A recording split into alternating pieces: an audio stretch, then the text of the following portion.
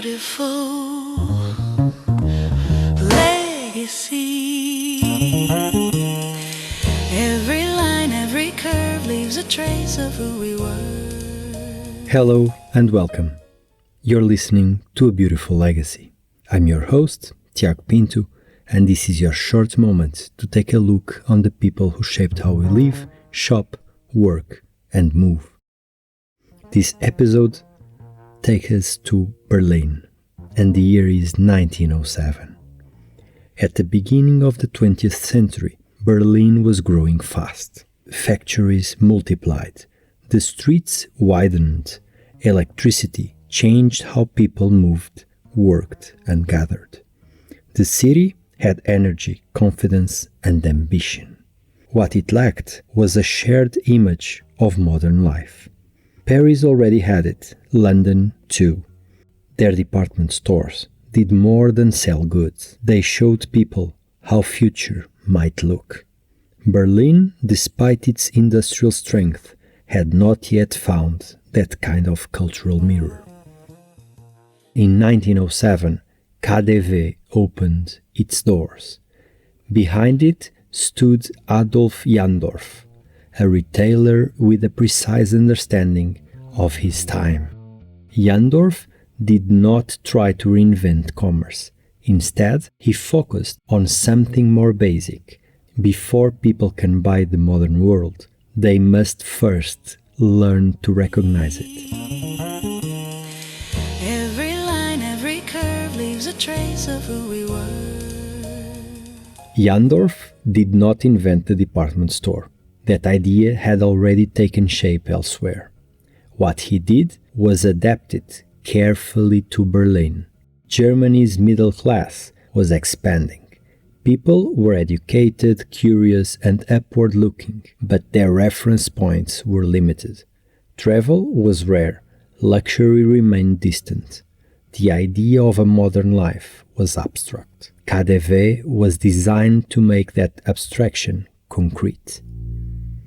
Inside, visitors encountered goods from across Europe and beyond.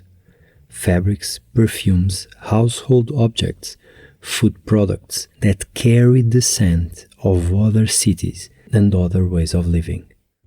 Many visitors could not afford them. Jandorf understood that this did not matter. What mattered was exposure. By walking through KaDeWe, people could observe how objects were made, presented, and combined. They could see how color, material, and detail shaped taste.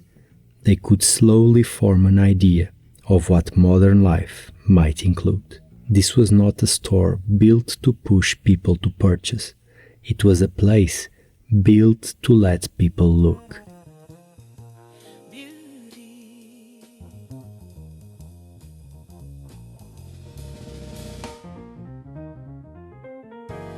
KaDeWe's interior played a crucial role in this process.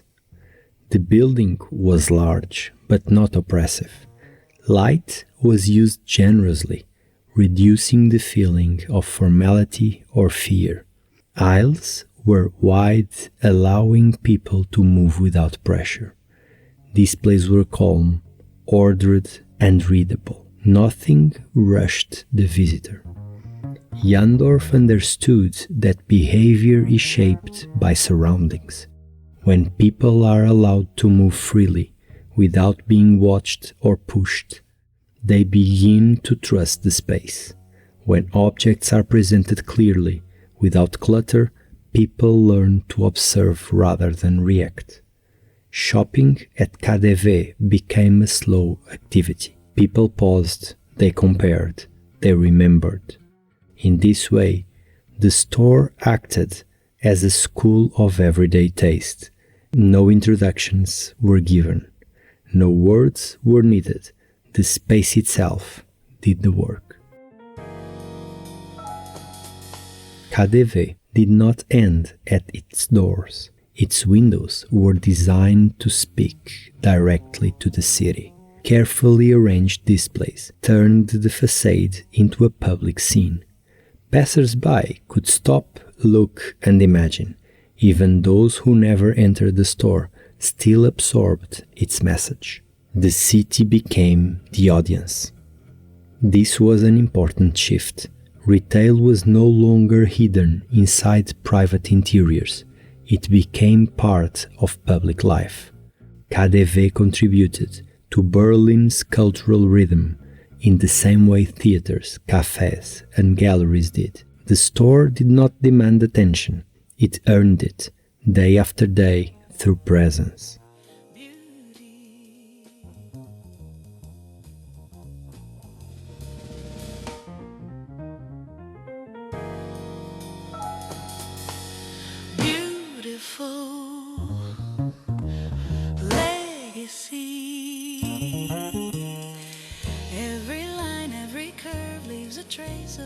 To understand Jandorf clearly, it helps to recognize what he did not focus on. He did not build systems to make luxury affordable. He did not introduce credit schemes or payment plans. He did not prioritize speed, convenience, or even scale. These developments would come later, driven by other figures in retail store. Jandorf's role was earlier and more delicate. He worked at the level of perception. His aim was to make desire visible and acceptable. KaDeWe allowed people to want things without feeling excluded or embarrassed. It created distance, but a friendly one. Visitors could stand close to the future without being forced to participate in it. This distinction is important. Jandorf did not say, "You can have this." He said, "This exists and you are allowed to look."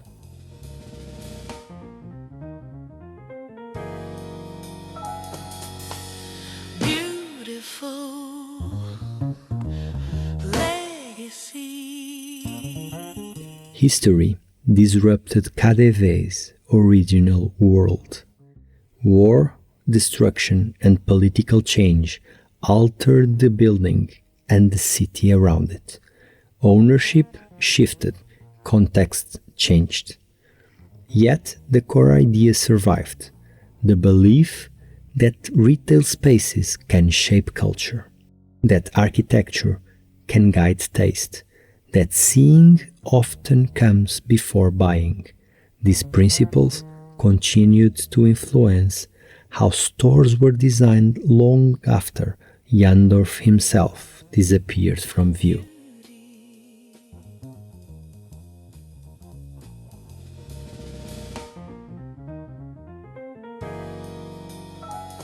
The world we inherited from Adolf Jandorf.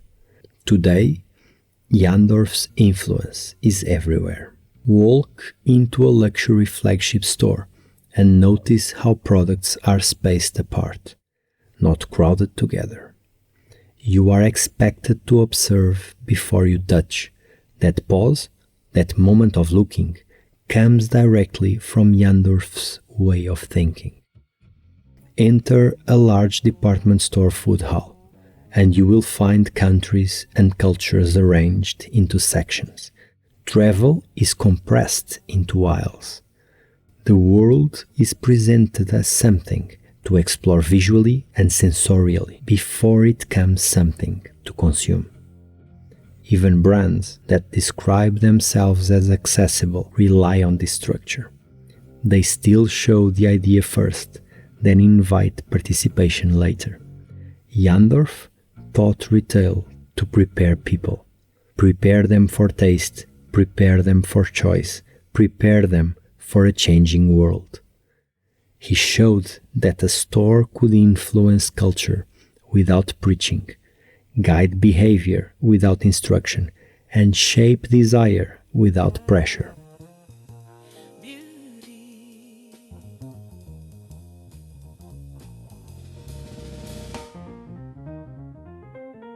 Adolf Jandorf did not leave behind manuals, systems, or formulas. He left behind a way of thinking. He understood that modern life enters society first through images, spaces, and objects. Only later it becomes routine. KaDeWe was not built to extract value quickly. It was built to familiarize a city with the future. Jandorf's true achievement was not selling goods. It was teaching people how to look at them. And that, truly, is a beautiful legacy. Beautiful legacy. You've been listening to A Beautiful Legacy, a short moment of clarity in a world built by remarkable minds. If it inspired you, follow the show and join me again on Tuesdays and Thursdays. Until then, keep noticing the beauty people leave behind.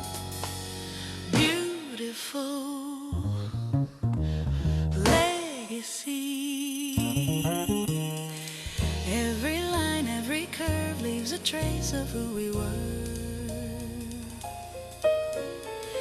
In the shape of a chair in